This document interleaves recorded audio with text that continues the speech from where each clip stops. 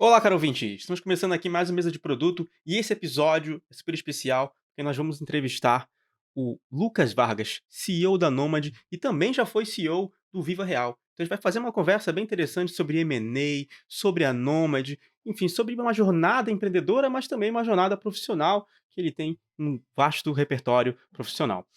E esses episódios que a gente vai lançar nas próximas semanas, começando esse, marca um novo momento da PM3. Você já deve ter percebido, nós estamos lançando vários outros produtos sobre negócios, sobre soft skills, indo além da gestão de produto. E para isso a gente vai começar a trazer aqui no Mesa de Produto outros profissionais que vão além da gestão. É claro que a gente vai falar de gestão de produto e vão ter entrevistas com pessoas da área, mas a gente também quer expandir o leque para que você possa aprender mais habilidades e se desenvolver e se tornar de fato um profissional mais completo. Eu espero que você goste desse episódio e não esquece de deixar o like, se estiver no YouTube, ou marcar 5 estrelinhas ali no Spotify. E se você gostar do episódio, mais ainda, divulgar no Slack da sua empresa, no Teams, enfim, vai sempre fortalecer o nosso trabalho aqui.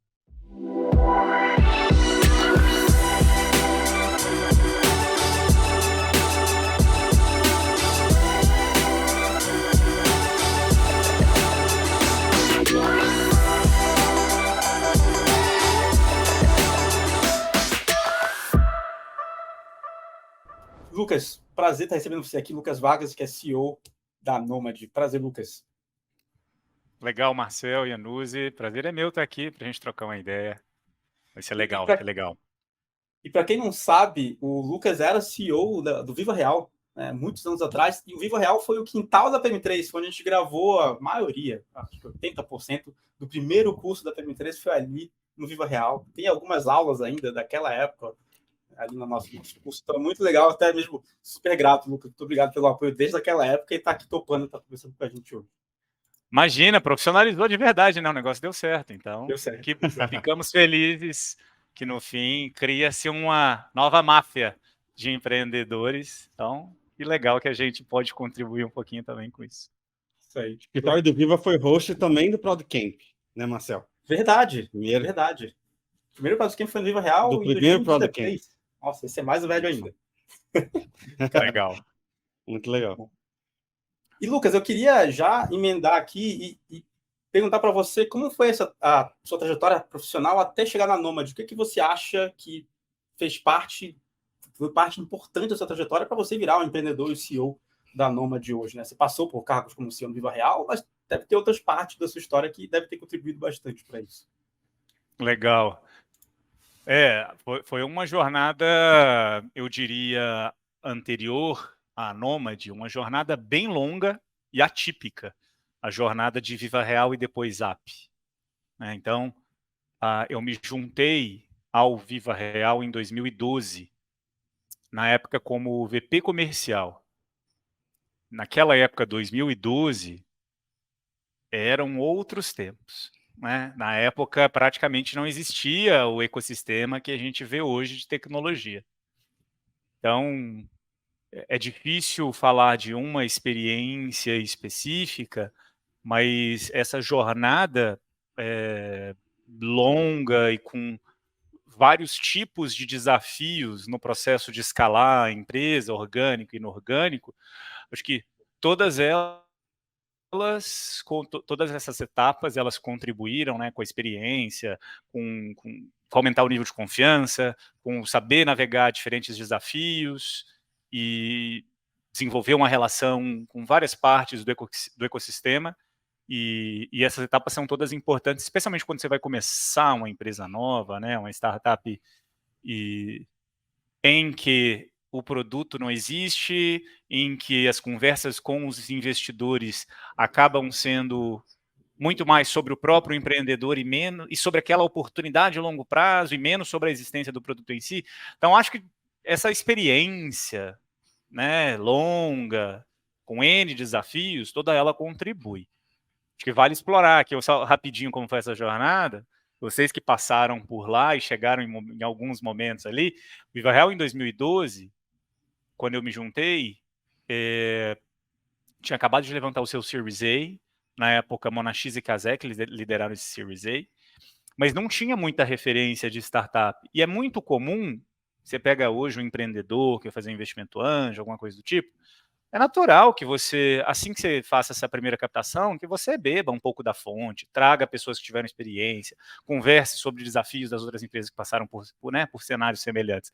Naquela época não tinha muito disso. E eu me lembro que, assim, alguns episódios interessantes. Em 2013, a Irit, esposa do Júlio Vasconcelos, ela veio ser líder do time de produto. Ela tinha uma experiência nos Estados Unidos como executiva de produto no Trulha, uma das grandes startups do mercado imobiliário, então a gente mirava lá, e ela, quando veio para o Brasil e assumiu essa responsabilidade, eu lembro que ela, assim, vamos recrutar, vamos usar as ferramentas tais, e aqui no Brasil ninguém nem entendia, não via. Um exemplo, eu me lembro que em um certo momento o recrutamento de um Product Manager, se eu não me engano, mudamos a descrição e o nome do cargo para não ser Product Manager, para ser Project Manager, porque não existia. As pessoas não sabiam, não existia a posição Product Manager. Isso há 10 anos. Então, é pouco, mas é muito, né? O cenário era muito diferente. Agora, imagina recrutar para todas as posições. Imagina uma startup que em 2012 não faturou $1 milhão. Imagina naquele momento, 2012, que não existia Nubank, não existia 99, não existia nada, né? Então era sempre muito desafiador, assim, o engajar, o criar aquele movimento, tudo isso. Então, o início foi assim, o início não existia ecossistema. Mas aí, dali para as várias etapas pelas quais a gente passou, e se fizer sentido a gente pode até explorar também, mas foram N desafios. Eu, pessoalmente, tive que suceder o Brian em um dado momento, a gente teve uma fusão com um grande competidor, né? A gente, na fusão, éramos 600 e 600 de cada lado, então viraram ali 1.200, um negócio muito grande. Fizemos rodadas de captação, fizemos algumas aquisições, e no fim ali a gente vendeu para o OLX. Então, foi N experiências nesse processo de escalar um negócio muito pequeno, que no fim faturava centenas de milhões, né, com mais de 1.000 colaboradores, então o negócio ficou robusto. Então, é difícil isolar um aspecto específico, mas essa experiência longa, né, 9 anos, é um negócio que foi super rico. Uma jornada bem interessante, né? Acho que tanto eu quanto o Marcel tivemos a oportunidade de participar por parte, né, dessa jornada aí com você lá. Mas eu queria te perguntar uma parte dessa jornada que acho que tem tudo a ver com o cargo que você está hoje, né? Que foi esse ponto de suceder o Brian como CEO do Viva Real, né? Como é que foi esse momento de você virar o CEO de uma empresa? E acho que muita gente sabe da história, tal, né? O Brian até escreveu livros sobre toda a jornada dele, né? Ele foi para um cargo no conselho. Mas como foi para você esse momento, né? Tenho certeza que foi super interessante e ao mesmo tempo muito desafiador. Foi com todos os desafios, alguns públicos e outros nem tanto, né? É um processo muito complicado. Acho que talvez o que mais ajudou nesse processo foi o fato de que a gente investiu na jornada da sucessão mais ou menos uns 2 anos antes de a gente fazer, de fato, oficializar. Em 2014, foi em 2014, mais ou menos, o Brian veio falar comigo, assim, olha, já estou fora dos Estados Unidos há muito tempo, em algum momento eu devo voltar para os Estados Unidos e acredito que você seja o sucessor, nunca há garantias, né, nesse processo, mas acredito que você seja o sucessor, e aí precisamos investir nisso. E sucessão não é um negócio muito comum, né? Não é que existe tanto repertório, tanta experiência. Então, onde é que a gente pode aprender? Vamos buscar ajuda. E aí a gente começou a fazer algumas coisas em paralelo. Na verdade, a gente tinha uma mentora ali, uma PhD em comportamento organizacional que já ajudava a gente como time, que era a Lean. E ela trabalhava com várias startups de alguns dos nossos investidores, em diversos desafios de liderança, desenvolvimento e afins. Então, a gente já trabalhava com ela como time. E aí, ali em 2014, a gente conversou com ela e falou assim, olha, este processo deve acontecer. E aí começamos a mapear o que seria, então, a expectativa para 1, 2, 3 anos, talvez, a gente não sabia exatamente quando. O que seria, né, essa responsabilidade, o que são gaps que precisam ser resolvidos, o que são riscos de diferentes naturezas. Aqueles que eram meus pares, eventualmente seriam reportes, né, do meu time. Como lidar com cofundadores da empresa, respondendo para um não cofundador. Cultura, eu era uma liderança de vendas, mas era uma empresa que prezava muito pela cultura de tecnologia. E é natural que existam subculturas dentro da empresa. Uma gestão de um time de vendas usa metodologias, processos, cerimônias diferentes daquelas de empresas de cultura de tecnologia. Como, num momento de transição, minimizar riscos associados a isso, a modelo de gestão, culturas, estilos e afins. Então a gente foi mapeando vários desses pontos. E para vários deles, a gente foi endereçando especificamente. O que a gente pode fazer para que eu possa me desenvolver, a gente possa diminuir um pouco. Um exemplo, teve um dado momento ali que a gente identificou que, para eu poder aprender, me aproximar de produto, tecnologia, engenharia de forma geral, seria bom eu ter alguma gestão direta, mas eu estava naquele momento tocando vendas, ops, acho que marketing, B2B, algumas coisas. Mas tecnologia estava mais isolado.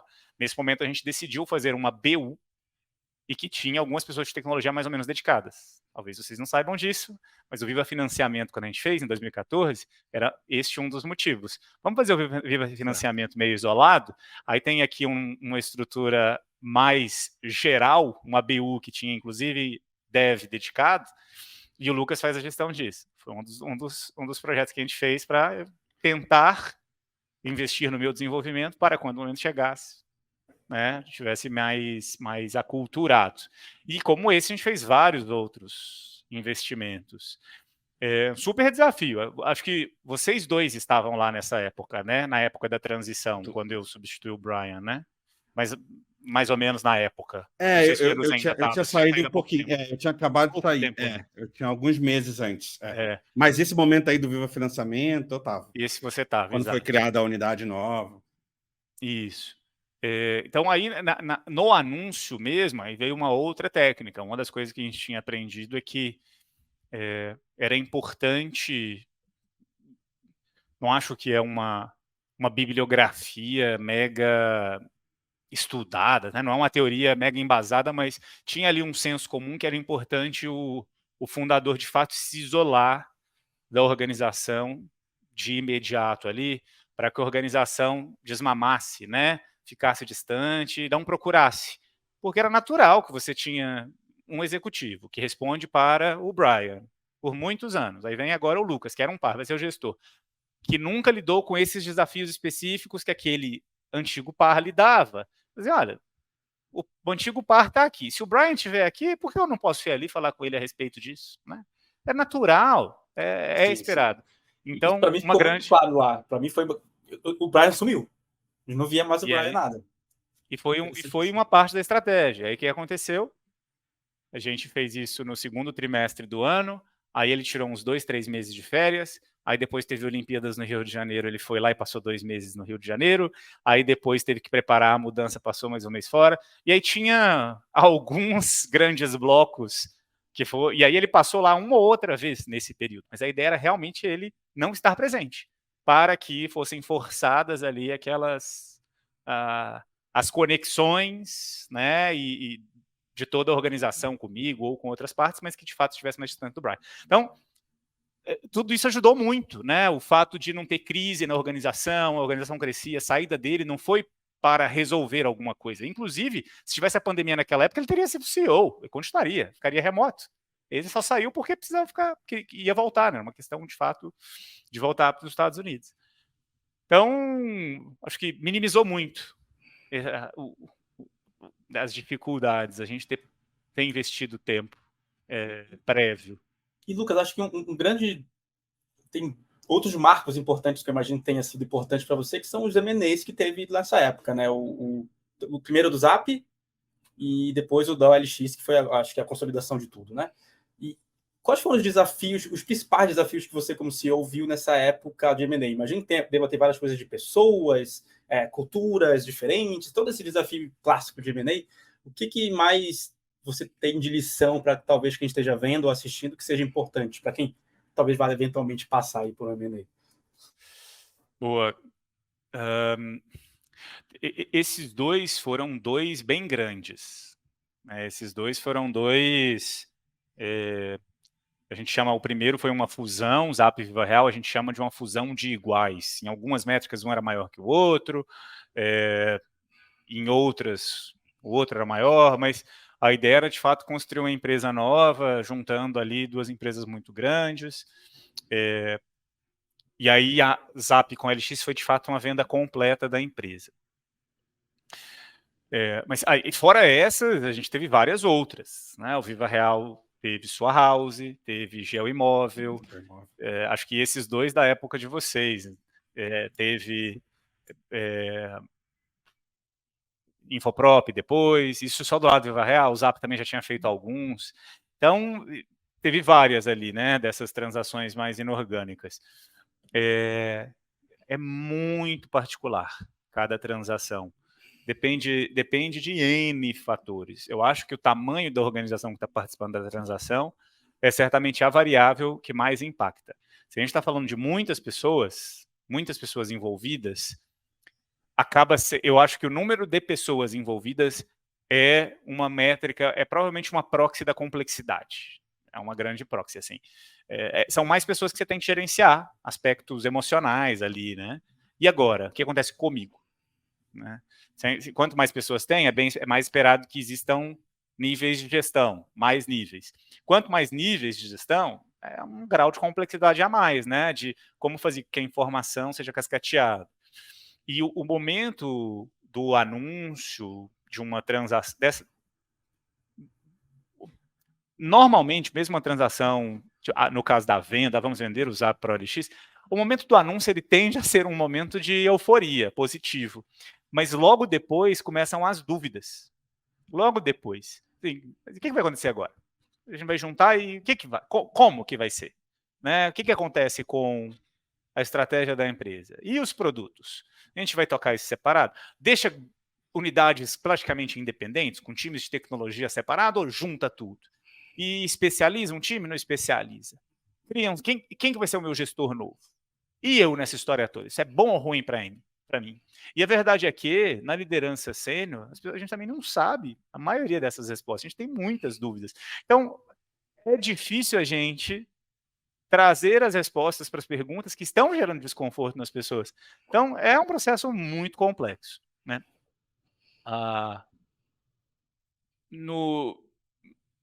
Acho que no caso da fusão de Zap e Viva Real, ele tinha uma particularidade ali, que era uma sobreposição muito grande de visão,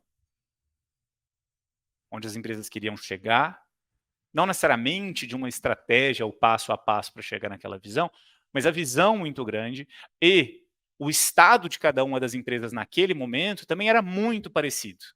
As duas empresas tinham 3 unidades de negócio, sendo que a principal unidade de negócio era a unidade classificada, o site e o aplicativo Viva Real, o site e o aplicativo do Zap.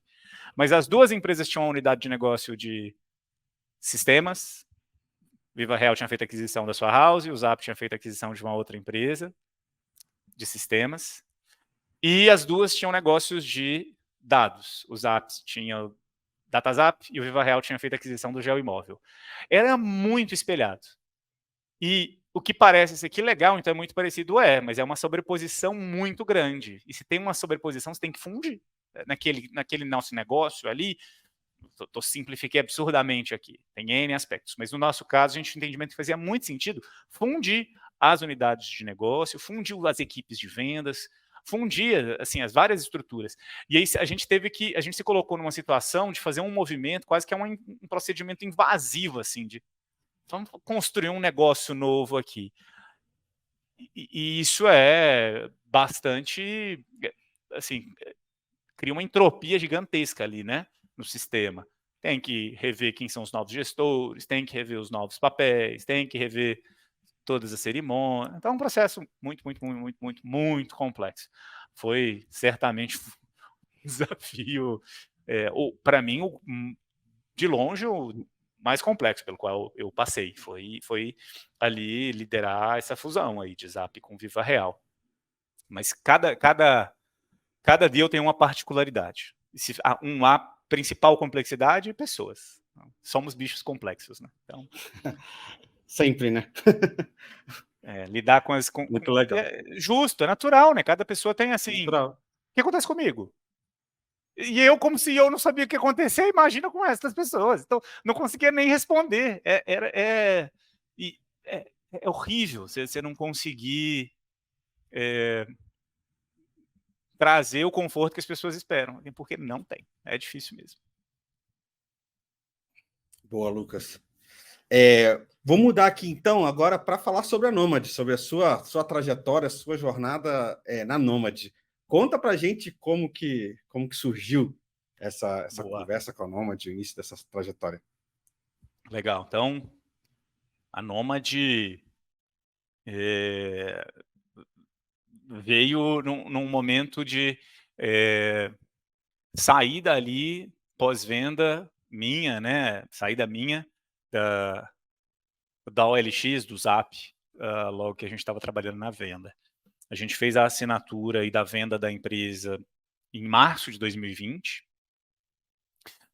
E como teve um processo de aprovação por parte do CAD, que demorou alguns meses, só foi aprovado lá no último trimestre do ano,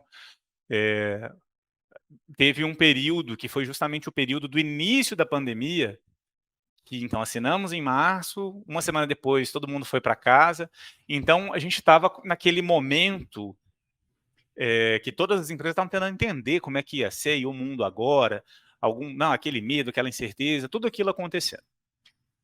E no nosso caso, no Zap, por já termos assinado esse deal com a OLX, a gente estava um pouco ali na espera da aprovação do deal, porque é natural que uma empresa que está comprando a outra, mas olha, eu quero comprar o que vocês têm aqui, eu não quero que você demita, não quero que você contrate, não quero que você invista em novos projetos, eu não quero que você expanda as suas oportunidades estratégicas, não, fica quieto aí e me espera.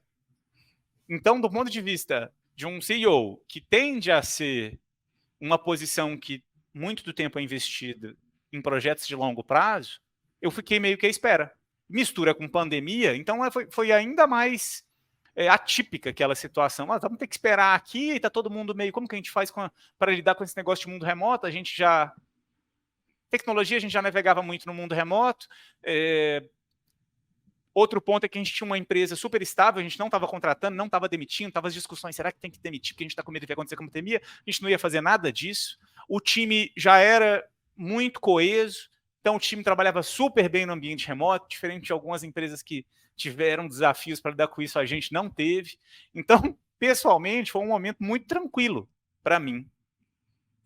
E aí eu já estava, beleza, assinou, em algum momento vai ser feita essa aprovação, ao que tudo indica, e a princípio, para mim, fecha-se um ciclo. Então, o que fazer daqui para frente? Não sei. Explorar. E, Lucas, foi um ciclo que durou o quê? 10 anos? Você entrou em 2012 durou... 12 a 20 e pouquinho ali, e durou 9 anos. 9 anos, nossa, muito tempo. Exato. Foram 9 anos. Muitos dos meus amigos que fizeram jornadas parecidas acabam virando investidor, né? Assim, vou para o outro lado da mesa agora. Mas a pandemia também serviu para isso, para fazer esse exercício meio de reflexão, né? Soul searching.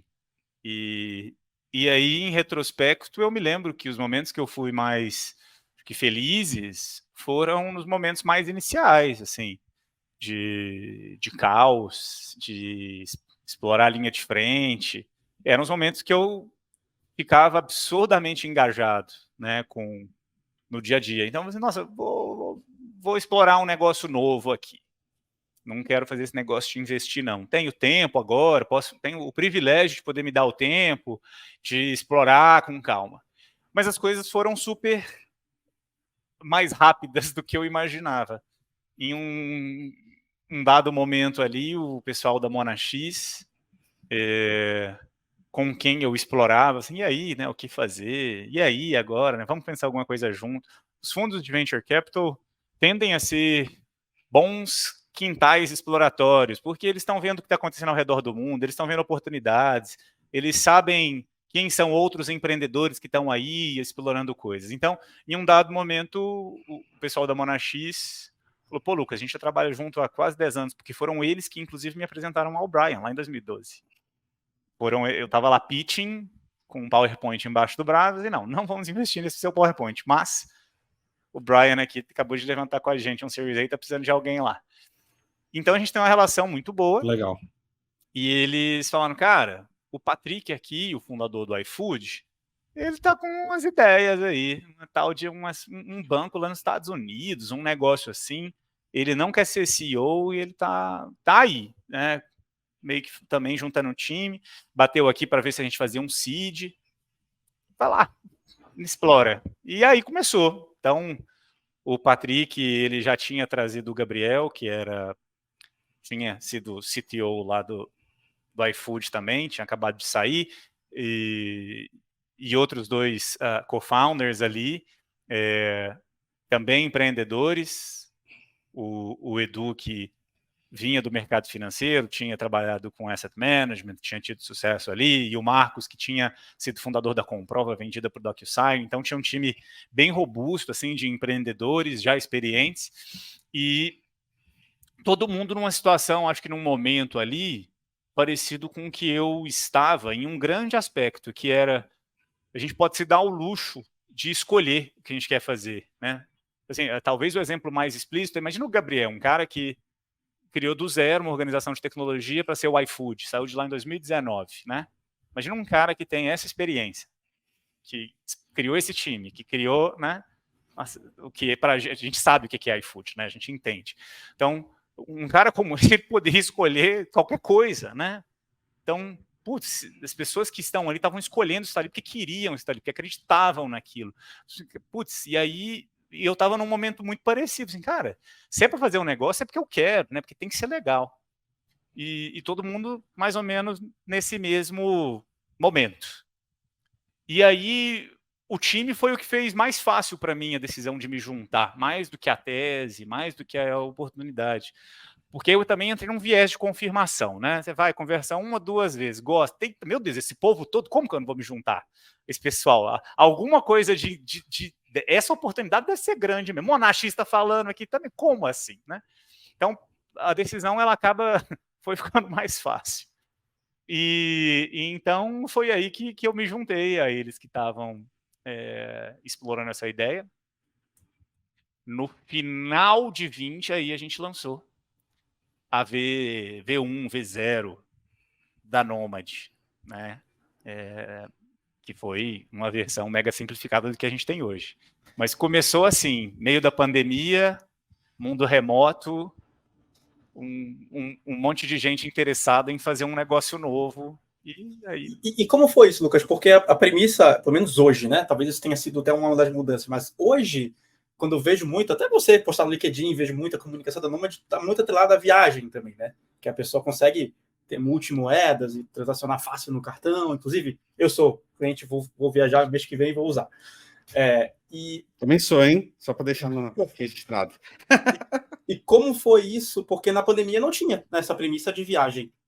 Como foi isso? Isso não era parte do plano, veio depois? Vocês tiveram que adaptar para o lançamento? Como foi esse momento?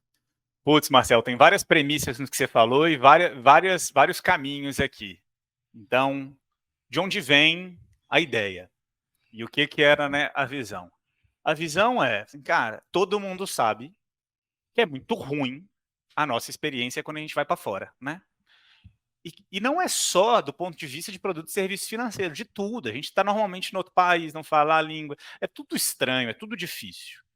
Produto e serviço financeiro ainda pior, né? A gente se sente mais desconfortável, como vai funcionar, os custos são altos, etc. E aí, a ideia, e todo mundo que é empreendedor sabe, você começa, putz, mas pode ter um negócio aqui, mas talvez seja maior do que isso. Talvez seja maior. Então, a ideia e a visão, ela era um pouco, desde o início, ousadona, do tipo, Não faz sentido ter um banco para tudo que é lá fora? Não faz sentido? Assim, é tudo muito ruim. É tudo muito difícil. Tem uma super fricção. Por que a gente não pode, né? E aí, colocando no ponto de vista de uma persona, todos nós ali, com nossas experiências empreendedoras anteriores, já com algum patrimônio, para a gente era difícil. Né? Para a gente putz, vai fazer uma transferência, tem que ligar no telefone para o banco lá fora. Um negócio super desconfortável. A gente não pode ser num app. Como assim, né? Então, veio daí essa ideia. Será que não faz sentido estar num lugar só tudo o que é produto financeiro fora do Brasil? Daí que veio essa ideia. E aí isso envolve N produtos. O cartão numa viagem é um produto em um momento. Mas a visão é, vamos fazer tudo. Beleza. E aí vem o caos e o paradoxo da nossa vida empreendedora. Nós sabemos que, por mais que a gente queira conquistar o mundo, diferencial número 1 de startup é o foco. Foco que vai dar ali, né? Vamos concentrar, acelerar. Exato. Beleza. A gente começou a desenvolver esse produto e a verdade é que, ali em 2020, com a pandemia, a gente estava assim, essa pandemia vai passar. E quando ela passar, esse pessoal vai abrir a porteira e a galera vai viajar igual a uns loucos. Então, vamos começar com esse momento da viagem. Porque a ideia da construção do produto era toda fintech que trabalha com consumer banking acaba cumprindo alguns nichos ali. E no nosso caso, a gente tinha uma clareza de, tem um bloco que é importante, que é a transferência internacional. Se estou construindo um produto lá fora, no Brasil, precisamos ter uma solução simples de fazer essa transferência de para. Então, tem um pilar que é transferências aqui para você fazer o funding da conta. Tem um outro bloco que é a proteção da volatilidade. Tem que ter uma conta lá fora, garantida, plugada, para você ir criando seus depósitos e diversificando seu patrimônio, porque a volatilidade destrói seu patrimônio financeiro no Brasil em moeda local. Beleza. Aí você tem produtos de pagamento. É o cartão que vai para fora, é transferência, é saque, esses produtos todos. E tem que ter investimento, rentabilidade. Crescer seu patrimônio. Então, precisamos ter brokerage, produtos de investimento, para esse brasileiro poder ter acesso a todo tipo de ativo lá fora. Ações, índices, ETFs, REITs, etc. A visão era essa, vamos fazer tudo. Por onde a gente começa? A conta está no centro. A conta, para você ter seus depósitos aqui, é o core. Então, a gente precisa ter isso. Vamos pegar o momento que é o mais desconfortável de todos, que é a viagem que a gente já falou aqui, que é o desconforto, ou o ápice do desconforto. Vamos pegar essa viagem porque tem os custos adicionais da solução atual, que é ou você usa o seu cartão brasileiro lá fora, um put IOF e um custo de spread, ou você vai numa casa de câmbio com envelope pardo, aquele processo desconfortável, né, super estranho. Antigo, né? Não faz muito sentido. As pessoas nem usam mais dinheiro para nada, você só usa na hora de... Só usava, né? Na hora de viajar para o exterior. Então a gente... Legal, tem essa visão, tem uma jornada aqui, um roadmap legal, potencial de upsell, de fazendo cross-sell aqui depois, beleza, por onde a gente começa? Vamos começar nesse momento, pegar a viagem, a conta, um cartão virtual emitido em cima dessa conta, para você gastar onde? Estados Unidos, super focado, e vamos fazer uma perna para você fazer a transferência, no início, só do Brasil para os Estados Unidos, só. Mas eu coloquei que quero trazer, não tem como. Então, o início era esse, V0. Vamos lançar a conta com cartão virtual plugado nisso para funcionar só nos Estados Unidos e uma perna para você fazer a remessa da sua conta no Brasil para essa conta da Nomad nos Estados Unidos. Beleza, a conta está pronta quando? Novembro de 20. Ninguém viajando. Proibido de ir para a Europa. Proibido de ir para um monte de lugar. Para entrar nos Estados Unidos, quarentena de 15 dias. Então, o resumo foi que a gente lançou um produto para um problema que não existia. E isso aconteceu em novembro de 20. E só em novembro de 21... que os Estados Unidos liberaram da quarentena. Só um ano depois e aí os últimos países começaram a liberar ali da proibição de brasileiro viajar. Então, os primeiros 12 meses de Noma, a gente não fez muita atração. Primeiros 12 meses ali, a ideia era, não, em algum momento vai liberar, e a gente tinha certeza que ia liberar, a gente não sabia quando. Mas como aí o negócio começou a demorar, aí a gente, neste primeiro ano, acelerou a evolução da plataforma, a execução de um roadmap que seria de mais longo prazo, vamos trazer mais para o presente.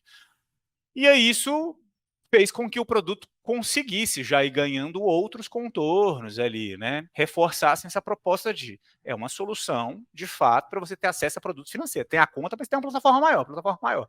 Então, Marcel, tudo isso para dizer que você falou assim da viagem, a gente foi e voltou um pouco nesse posicionamento. Cara, vamos começar por ali. Não tem ninguém usando isso, vamos tentar ir para o outro. E aí a gente já foi com um posicionamento mais forte de cara, o cartão é um produto, mas na verdade aqui é uma fintech lá nos Estados Unidos, para você brasileiros. Se você usar esse cartão, inclusive, você tem a conta. Olha aqui, ó, essa conta nos Estados Unidos, está aqui no sistema financeiro americano. Então, ao longo de 22, que foi quando o primeiro ano, de fato, ali mais operacional, a gente se viu em um pouco de quase que uma crise de identidade, porque, a gente já tinha um pouco mais de robustez no portfólio. Por outro lado, explodiu o caso de uso da viagem. E por ali que a gente fez a aquisição. E é uma aquisição muito eficiente, que até hoje é um super gancho.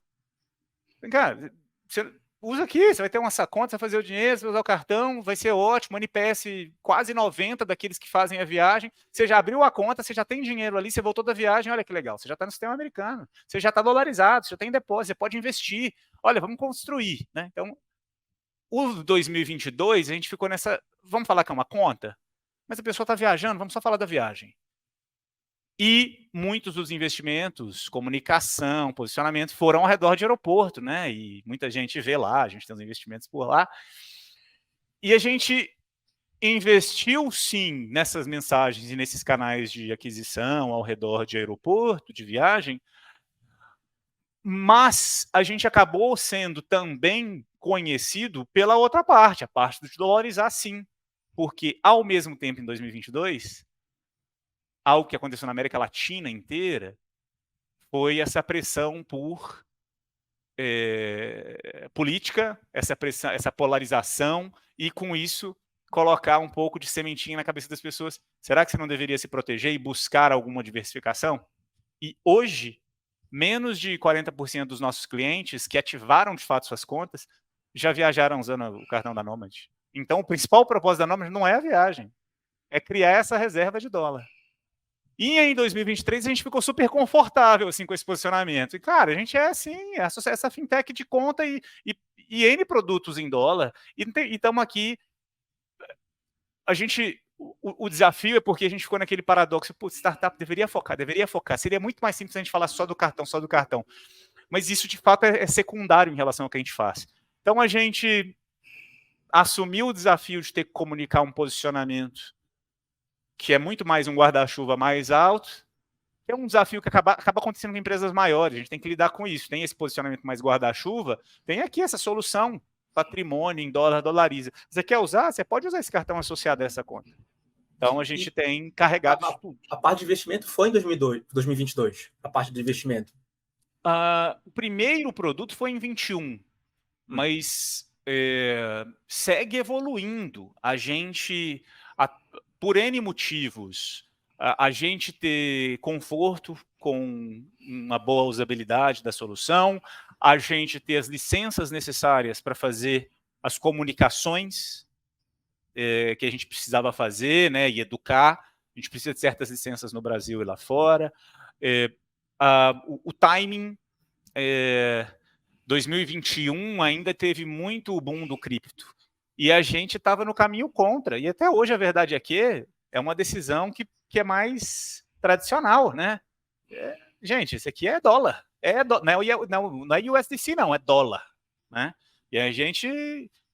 A verdade é que um dos motivos pelos quais eu entendo que a gente, de alguma forma, navega sozinho nesse posicionamento, essa fintech, para você ter conta de brasileiros para brasileiros, independente, exclusiva, em dólar, eu acho que um dos motivos pelos quais a gente está sozinho é porque muitos apostaram no outro lado, né? No lado mais moedas digitais e afins. E aí, com o que aconteceu com o mercado, a gente acabou fazendo, me parece, uma aposta que se aproveitou desse caos, né? Então o time funcionou para nós. Mas então em 22 a gente sim acelerou um pouco mais, mas foi só em 23 agora que a gente chegou com uma certa solução e com algum conforto maior para falar, gente, Aqui tem tudo que vocês querem, né? Quem está explorando lá fora tem ações, tem ETFs, tem carteiras, tem fundos, tem REITs. Então a gente começou a ter um pouco disso. E então hoje tem uma BU dedicada,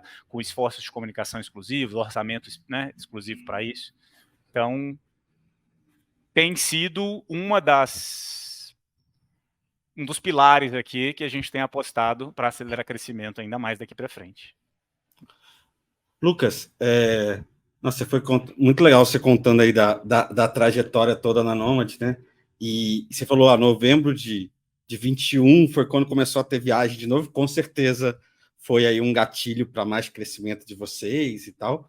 E aí uma curiosidade que eu fico teve esse momento aí de abertura, mas depois teve um momento de mudança de mercado também, né? De ecossistema de startup, de mundo de funding, que muda ali no começo de 22, que o capital fica menos disponível para todo mundo do ecossistema.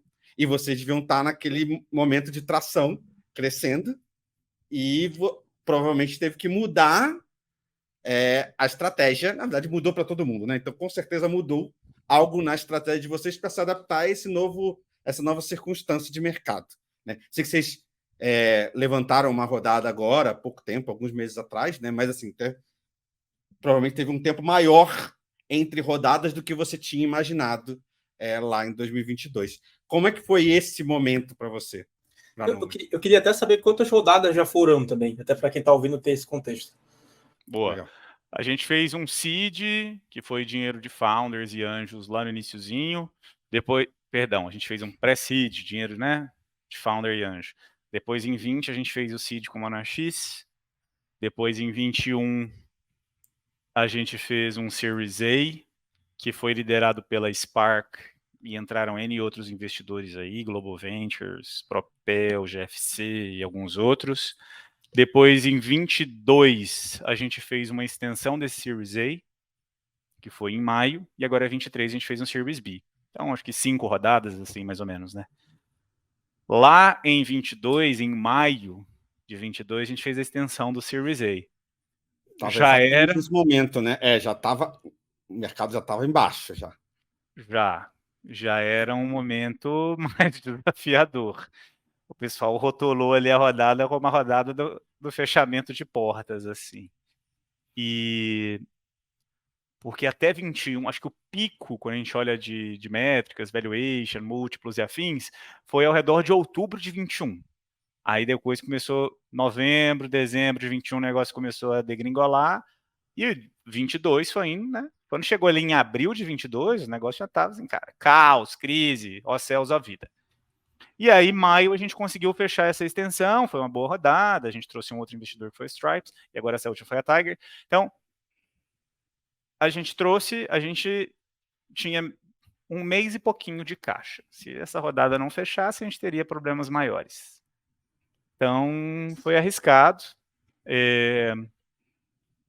E a verdade é que, até então, a gente estava operando, sim, como o mercado inteiro, operando com o modus operandi que prevalecia até então, até antes, que era levanta, investe, levanta, investe, levanta, investe, levanta, investe. É isso, levanta, investe sem preocupação com trazer a rentabilidade no curto prazo. Essa era a verdade, né? Isso não é uma exclusividade de 2021 com o caos, não. Todo mundo operava assim. 2021 teve mais startup, teve mais dinheiro. Mas sempre foi assim. A gente no Viva Real era assim. É normal. É assim que as startups que se propunham fazer um negócio grande. Era assim. Tem um risco associado, sim. Na virada de 21 para 22, foi uma situação imprevisível para todo mundo, por N motivos, né? Então, de maneira nenhuma, tiro a responsabilidade de CEOs, como gestores das organizações, pelas decisões e consequências negativas. É sim responsabilidade do CEO. Só é um ponto aqui, de fato, foi uma situação única na nossa geração. Alguém viveu algo semelhante com isso? Covid, explosão, crédito? Não, ninguém. Nossos pais não viveram isso, né? Então, de fato, todo mundo operou considerando que o que aconteceu não aconteceria e pegou todo mundo aí de calças curtas. Chegou maio, a gente estava praticamente quebrado. Muito aquela situação. Então, só resgatando, final de 21, Então a gente teve as métricas que nos aceleraram. Então, chegou dezembro, assim, eita, agora parece que vai. Janeiro, fevereiro, março, tudo foram. Então, quando o mundo chegou em outubro, novembro e falou, ó céus, ó vida, foi justamente quando para a gente, assim, eita, parece que agora para a gente está indo. Justamente o inverso das curvas. Então a gente ficou naquela situação. E aí? Poderia ter dado super errado, a gente poderia ter quebrado, né? Poderia. Mas aí eu acho que a gente decidiu apostar. A gente acelerou, contratou mais, etc. E ok, veio a rodada. No que fechou a rodada em maio, a verdade é que a gente estava bastante preocupado.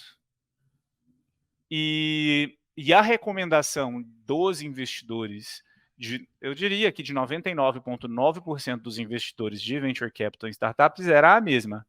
Segura, corta, não conte com um funding mais, mude a mentalidade que você operava antes, que era levanta e gasta sem se preocupar se vai ter caixa daqui a 18 meses, que você levanta. Todo mundo assim, não é assim agora não, amigo. Parou. Refaz os planos, refaz tudo. A partir de agora, passa a régua e fala o que é um plano sem caixa nenhum. Faz esse plano. E aí a gente se convenceu dessa... Muito frustrante, porque nenhum de nós decidiu fazer a Nômade com essa mentalidade. Não, né? Assim como nenhum empreendedor que surgiu em 2021 estava com essa mentalidade. Foi frustrante para todo mundo. E fazer um banco com essa mentalidade não é trivial. Dá para fazer algumas empresas assim, agora um banco não é trivial. Pois é.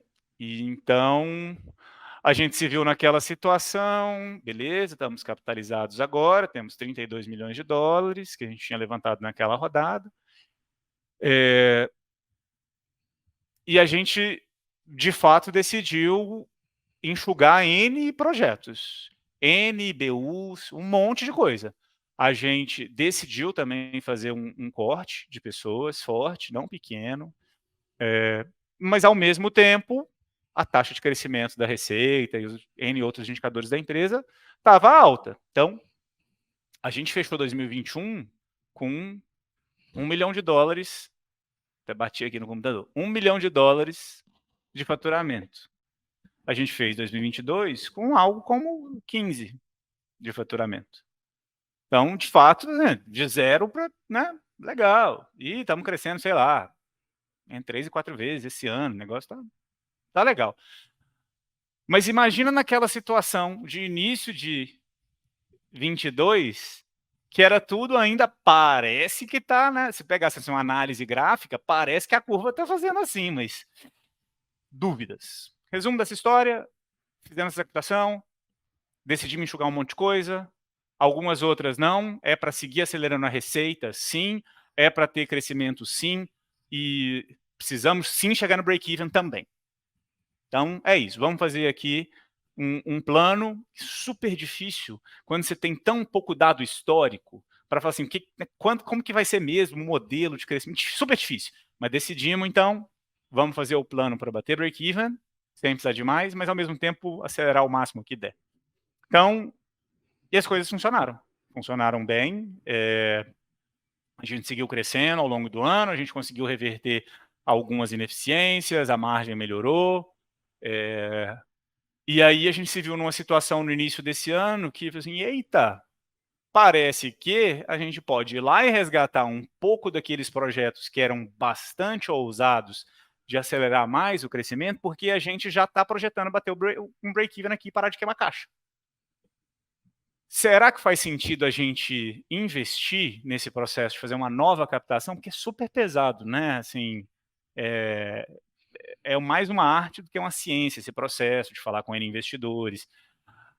Quando a gente decidiu fazer isso, foi no final do primeiro trimestre, início do segundo trimestre desse ano. Não tinha nada acontecendo. O negócio estava muito... Putz, eu vou ter que ir lá e investir, enquanto a gente poderia estar focando nosso tempo e energia sem captação adicional, fazer o mais orgânico.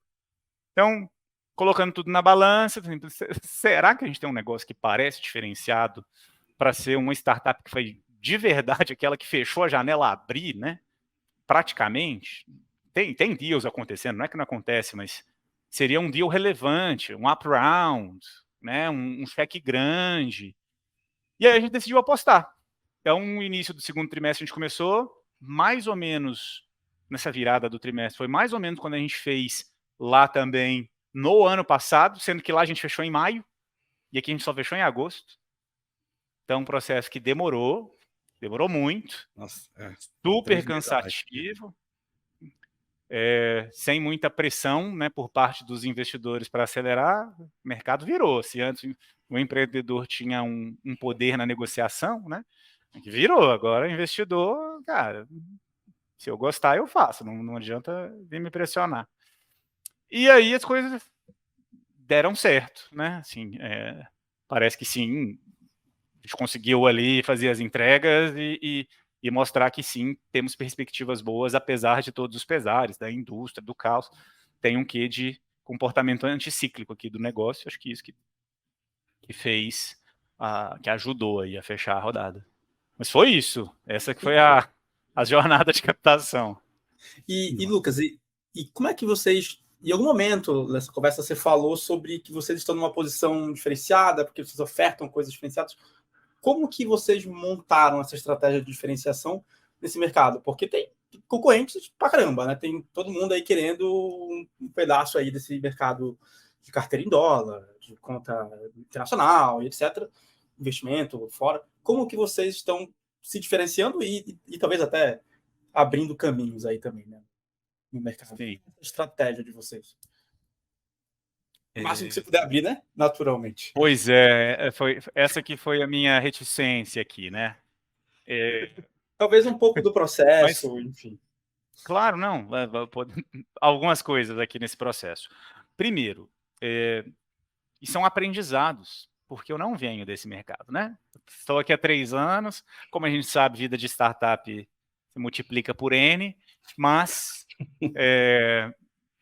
quando começamos, eu particularmente não tinha essa experiência. Não tinha nem no Brasil, imagina lá fora, né? Produtos lá fora, provedores lá fora, estão super complexos. O que tem sido os principais aprendizados desse processo?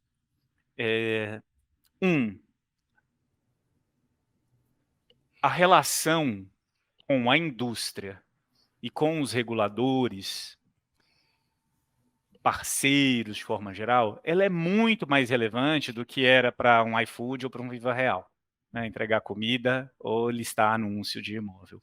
Muito mais. Por quê? Talvez para mim os 2 aspectos mais claros. É regulado o mercado, você tem que contribuir com, né, o framework ali e apoiar o regulador neste processo de inovação. Então, você não consegue, diferente do que era nas experiências pregressas, tem uma ideia, vamos fazer? Não tem uma ideia, vamos falar com o regulador? É natural, esse é um caminho natural. Segundo, o mercado financeiro, eu acho que por anos não se fez jus ao quão tecnológico ele é. Antes desse mundo de startups e fintechs, um banco na década de 90 era possivelmente uma instituição que devia ser responsável por 90% dos bancos dos budgets de N das empresas de tecnologia, né?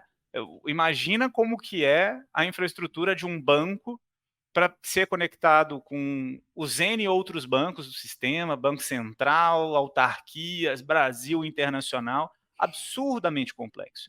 Então, produtos financeiros são, em grande medida, lançados por fintechs, são construídos muito em parceria com outros grandes players estabelecidos.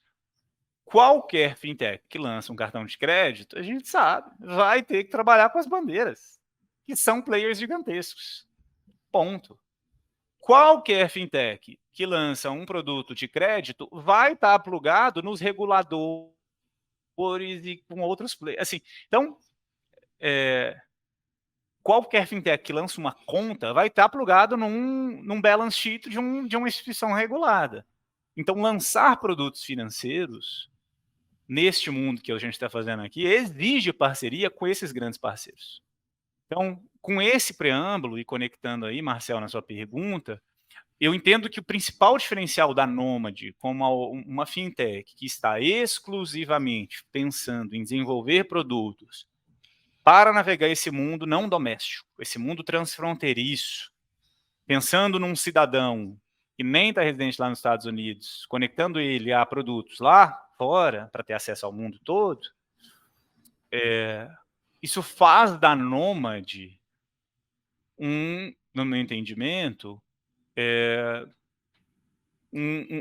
uma startup, uma empresa, de fato, que se dedica de forma muito mais intensa a construir as relações com esses parceiros, a pensar em conjunto em soluções que não são de prateleira, a navegar os diferentes players para construir os melhores processos de compliance para evitar que novos riscos surjam, dado que a gente está focando em um público, em um perfil de consumidor que tende a ser a exceção para todos os players lá nos Estados Unidos. Um brasileiro que mora no Brasil, que nem tem um documento nos Estados Unidos, para um banco americano, é uma exceção. Não é proibido que ele vá lá e abra uma conta, mas certamente ele não fez o seu planejamento, ele não fez o orçamento da sua área de controles internos, de compliance, de gestão de risco, pensando que ele vai ter que atender esse caso de uso que tende a ser exceção, como se ele fosse 90% da sua base de clientes. Com certeza não. Mas a Nômade é focada 100% nisso. Então a Nômade se predispõe a ir lá e falar com todo mundo, com a bandeira, que não é a bandeira do Brasil, por mais que seja uma empresa internacional, a gente negocia com a bandeira lá nos Estados Unidos. Com um banco lá nos Estados Unidos, com um processador, com uma empresa que faz embossing, né, que embossa o cartão, para pensar em como rotear a produção desse cartão lá e cá, são todas soluções que não existem. Então, eu tenho um mote que é todo produto financeiro daqui a pouco vira commodity. Mas a gente é quem está fazendo ele virar commodity depois, porque a gente vai lá, constrói, tenta ser precursor nessas soluções, os outros que copiam, e a gente já está aqui pensando na solução que é a próxima. Que a gente vai lançar ano que vem de produto, a gente faz um tempo que provavelmente já está desenvolvendo. Então, é esse foco e essa exclusividade em desenvolver essa relação com esses diferentes indivíduos e instituições para construir um produto que não é de prateleira, eu entendo que nos coloca mais à frente. E aí, como a Nômade tem vários produtos, aí cada um tem um pouco ali da sua particularidade. Mas, de forma geral, é esse foco que a gente entende faz com que a gente se diferencie, que tente criar esse posicionamento mais exclusivo. Quer um cartão? Tem cartões por aí. Você quer uma transferência? Tem empresas de transferência. Não, você quer ter uma vida lá fora? Você quer ter uma conta? Tem alguns que tem, mas nosso entendimento é que a Nômade tem focado aqui nesse posicionamento. Lá fora. Quer ter uma conta lá fora, com esses produtos, para te ajudar em toda e qualquer coisa que você precisar lá fora? A Nômade está aqui para isso. É assim que a gente entende. Legal, Lucas. E eu queria pegar um pouquinho de você, o que você vê com próximos passos aí da Nômade, né? Que obviamente, dentro do que você puder falar também, né? O que você considera aí o que está esperando aí para o próximo ano? E aí, queria emendar com um ponto aí, voltando um pouco no passado, a gente falou bastante de M&A na época lá do Viva Real, do Zap, mas teve também, né, a aquisição da Husky, né, pela Nômade. E aí, se você puder contar para a gente um pouquinho de como é que foi o racional disso. Não conheço a fundo o produto da Husky, mas eu entendo que é para receber pagamentos do exterior na conta brasileira. Pelo menos eu acho que era esse inicialmente o produto, né? Que acho que é e na minha cabeça também tenho dúvida de como que se encaixa, né? Com a visão de ter os seus movimentações financeiras num banco no exterior, né? Se você puder falar um pouquinho disso e já juntar com os próximos passos, seria ótimo. Beleza. A Husky é bem isso daí mesmo que você falou. A Husky surgiu como uma solução para ajudar os chamados global workers, que moram no Brasil, mas trabalham, prestam serviço para empresas lá fora, ou criadores de conteúdo que seja, né? Devs que trabalham aqui, PMs. Às vezes, né? Seja por plataformas ou que são contratados direto por empresas, mas que sim, são pagos lá e querem receber aqui. E então a Husky ela surgiu como isso. E houve uma grande demanda ali destes mesmos indivíduos. Mas será que eu preciso trazer esse dinheiro inteiro? Será que eu não posso deixar uma parte desse meu salário, desse meu patrimônio lá fora? E esse público já é um público que já está exposto de uma forma muito intensa a essa vida financeira global, né? Ele é pago por uma empresa lá fora, em uma outra moeda. Então, já é uma pessoa que está conectada com esse propósito. Então, qual é a nossa ideia para este público? Como isso se conecta com a Nômade? A gente entende que esse é um perfil de cliente com potencial principalidade para a Nômade. Que para ele pode ter sim essa conta com o patrimônio dele na Nômade, receber ali, investir ali, quando for para fora usar, e construir na Nômade essa sua relação de maior confiança. E, se quiser usar no Brasil, legal. Pode usar sua conta doméstica e transferir para cá. E a gente te ajuda em todos esses aspectos. Falando de um produto específico que a gente está para desenvolver, é um cartão de crédito brasileiro. Tá bom, agora você quer concorrer com o Nubank, é isso? Ou você vai ser mais um das centenas de cartões de crédito disponíveis no Brasil? Na verdade, não é essa a perspectiva com a qual a gente olha para esse produto. A gente está olhando para o produto muito mais para fortalecer a proposta de valor de ser, sim, essa solução para todas essas suas experiências e usos financeiros globais. E este é um produto que parece distante, mas está numa adjacência aqui muito pertinho do que a gente já faz. Pega um caso de uso, viajante. Marcel comentou. A gente tem um uso muito bom e um NPS muito alto desses clientes, quase 90. Então, quem vem, abre a conta, deposita, usa durante a viagem e volta, o NPS é quase 90 desse cara. É um cliente mega ativo.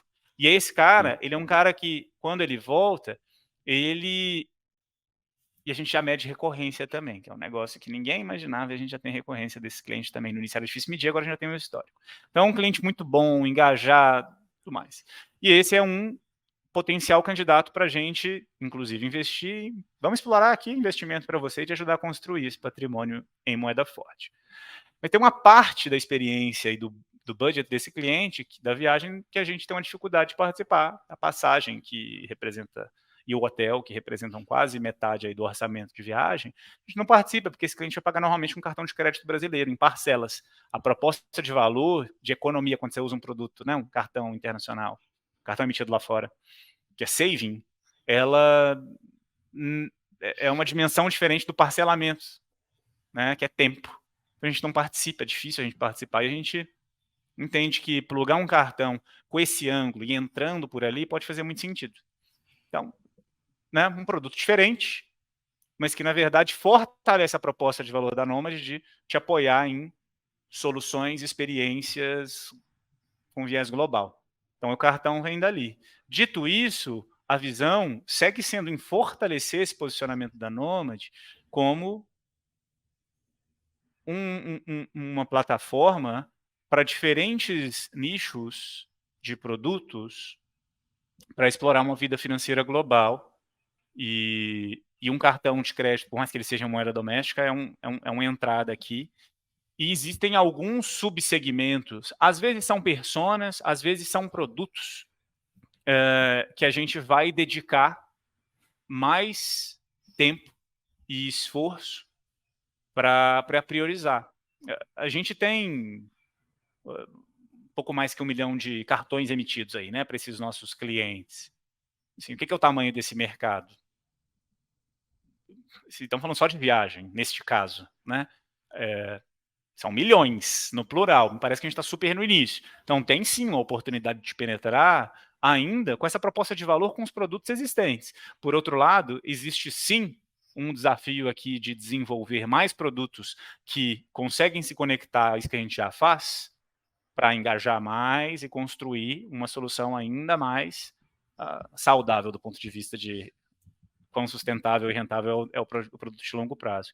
Então, acho que é por ali. E, naturalmente, como acontece com fintechs, como eu comentei, natural a gente se alavancar com parceiros, natural a gente lançar produtos que estão conectados com N outras grandes empresas, e especialmente no início a gente prioriza velocidade, go-to-market, Ao mesmo tempo, é natural que a gente pense em trazer para dentro de casa algumas partes dessa experiência para a gente ter mais eficiência, para melhorar a experiência do cliente, para melhorar a economics, por questões estratégicas. Então, a gente também vai investindo em uma certa evolução da nossa arquitetura, né, para ter uma experiência mais fluida e uma plataforma aqui mais robusta, com fundações aqui que são mais, que a gente fala sustentáveis no longo prazo. Então, são esses caminhos aqui que a gente tem seguido, é assim que a gente vê a evolução da Nomad. Muito legal. Para mim, quando eu escuto você falando do business da Nomad, assim, fica muito claro ali os segmentos, os casos de uso, né, as personas ali, né? Só que a gente já falou de 3, né? E talvez vocês até dividam em formas maiores, mas é o viajante, o global worker, né? A pessoa que está trabalhando para fora de alguma forma. Você tem ali quem está investindo no exterior, né? E acho que a dinâmica dele com o produto de vocês é totalmente diferente, baseada nessa persona, né? Vocês, como é que funciona isso internamente? Do tipo, chega um momento que vocês falam assim, pô, esse ano que vem, por exemplo, a gente quer focar mais nessa segmentação do que nessa? Ou vocês estão mais preocupados em como fazer o produto completo, né? O portfólio ser possível de ser ajustado para todos os segmentos? Como é que vocês pensam nessa segmentação de forma interna? Puta desafio, né? mas isso, esse é um do, eu entendo que esse é o desafio central de escalar startup, que é como fazer essa reorganização, e a reorganização não só do ponto de vista a organização, o time, as pessoas, prioridades, etc., mas a governança, né? Vai alocar aqui o budget e deixar dedicado? Ou vamos talvez usar E é natural que no início empresa está menor, é natural que processo de decisão mais centralizado, produto aqui, vamos priorizar entre todas as possíveis iniciativas. Cara, a 1 é essa, mas e aí? Se a gente fosse considerar essa como a 1, a gente não tem dinheiro, não tem gente, é bem possível que faria sentido investir 100% dos nossos recursos só nessa uma prioridade. A gente startup é isso, é o foco, né? Por outro lado, desde o início a gente bateu de frente com um desafio que era o nosso produto mais básico dos básicos, a continha com cartão, com a remessa, já era com 3 núcleos muito claros. A gente lida com um banco de câmbio no Brasil, a gente lida com um banco e um processador nos Estados Unidos, e a gente lida com uma bandeira. Sabe? Então, desde o início, eram blocos de desenvolvimento muito grandes e independentes. Então, quando a gente é menor, é mais fácil a gente centralizar na liderança, head de produto, de engenharia, essa decisão. Aí vai crescendo, como em toda e qualquer startup. Mas a prioridade não é isso daqui, ó. Então, por que eu vou dedicar 10% da minha energia para esse negócio aqui? E infelizmente,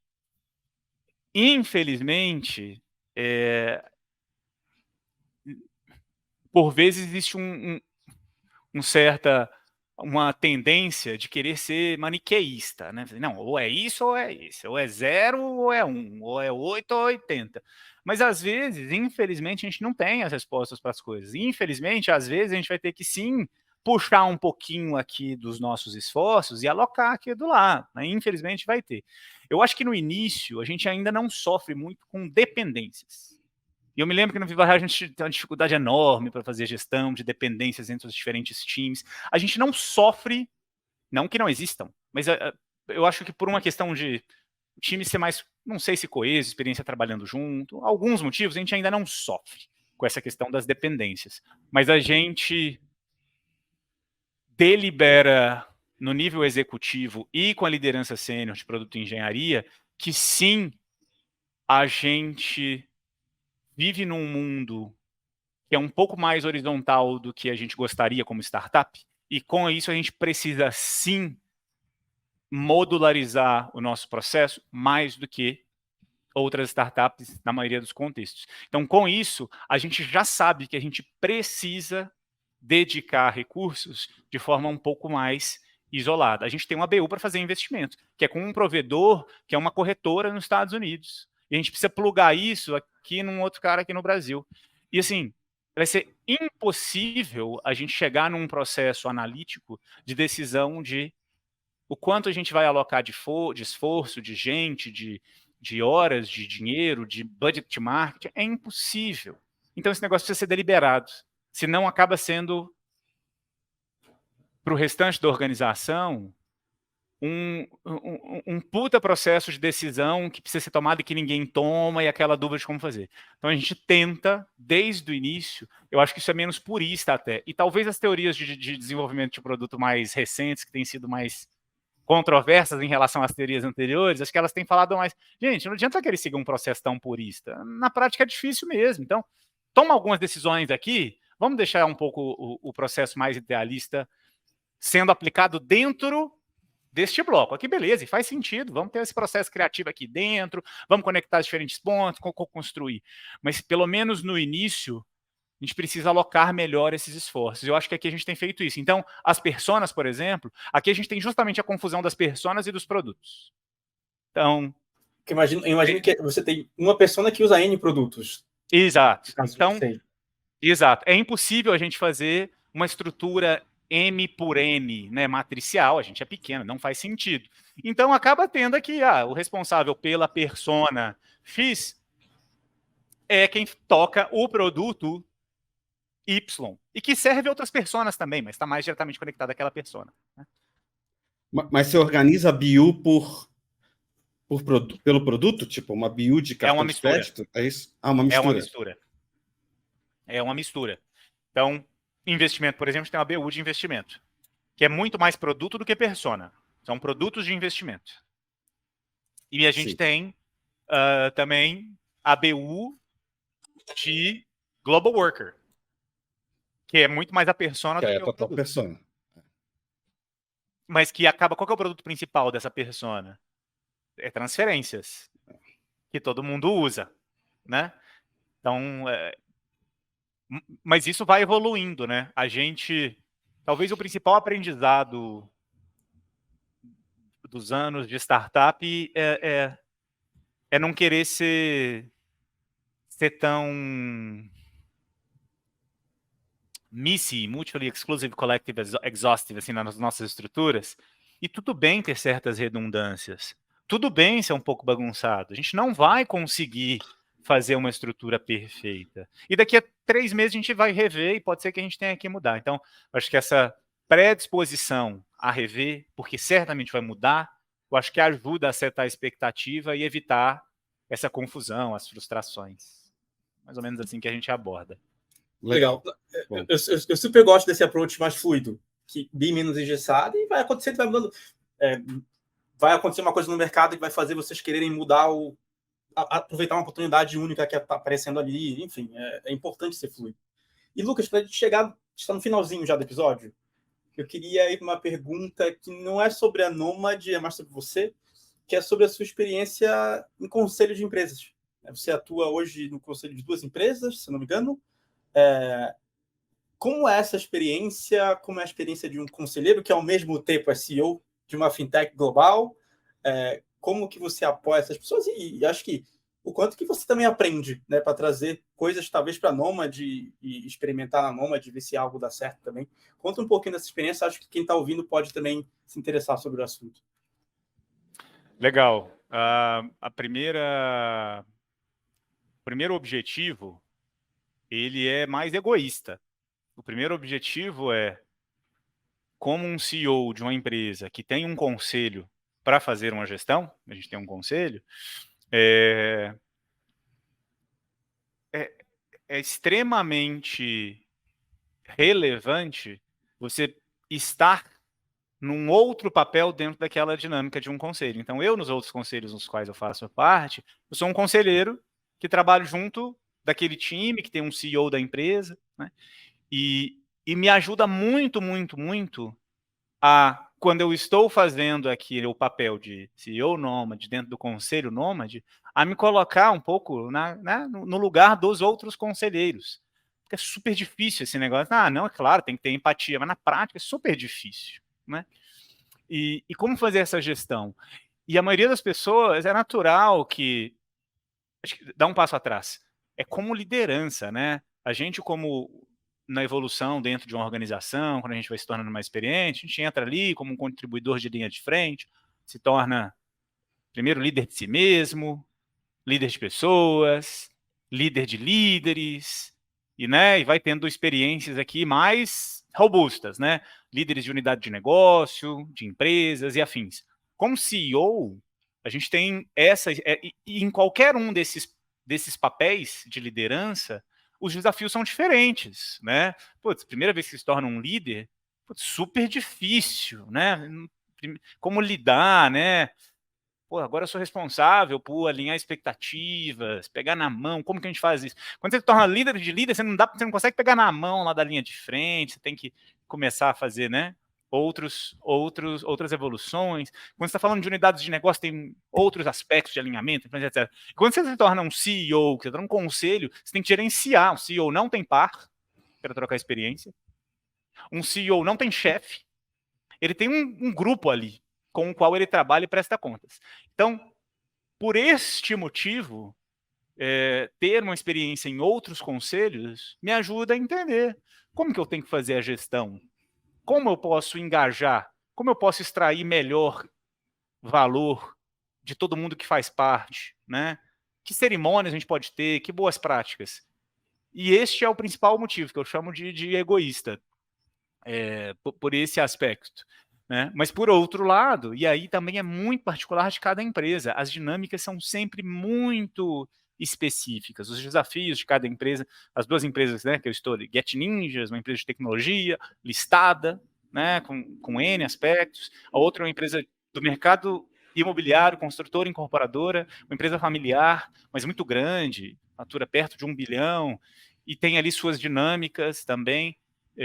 Então, são desafios que acabam sendo muito associados, né, a esse contexto de cada empresa e que certamente ajudam a gente a navegar por caminhos aqui que talvez a gente não tenha passado ainda, se desenvolve e traz para dentro de casa. Então, eu vejo isso. Eu não tenho pretensão de estar presente em mais do que 2 conselhos, porque toma tempo, também nem conseguiria me dedicar para ajudar, mas é um pouco até do que eu tinha definido, que a gente tinha definido no Viva Real Zap lá, como parte do meu processo de desenvolvimento, para gerir conselhos e fazer bem esse papel, era parte do que a gente tinha pensado lá, né, desse processo de desenvolvimento como CEO, de como gerir conselhos. Então, essa, é uma experiência diferente, né, assim, mais distante. Eu tenho uma grande predisposição em estar na linha de frente, de estar na operação, no dia a dia. Ali é diferente, né? Você não está, você está distante. E para mim é angustiante.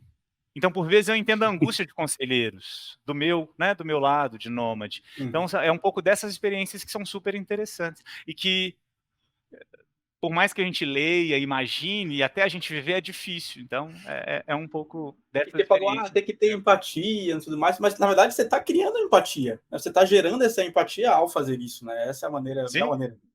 Exato, é uma via de mão dupla. Muito legal. Lucas, queria super te agradecer. Acho que o episódio ficou incrível. A gente conseguiu passar por um pedaço da sua carreira ali, começando no Viva Real, né, nessa história. Passando por M&As, a gente falou de, enfim, rodada de investimento, falou bastante sobre a Nômade também. E posso dizer que eu, como um dos primeiros usuários, não sei como primeiro eu fui, mas eu mesmo vi a evolução do produto, eu vejo como está hoje. Então, foi super legal esse episódio. Eu gostei bastante, Januzzi. Não sei o que você achou aí também.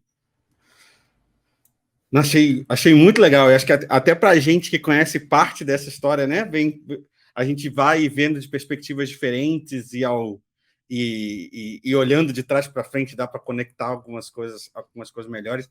Eu acho que para quem vai nos ouvir aqui, nos ver, né, poder acompanhar essa história toda vai ser super legal. Ainda acho que você vai ganhar uns clientezinhos da Nômade, Lucas. Legal. Ainda tem um benefício adicional. Muito obrigado. Obrigadão, Lucas, foi demais. Valeu, pessoal. Espero que tenham aproveitado aí e sucesso para vocês também aqui no podcast. Sucesso também. Muito obrigado e até a próxima.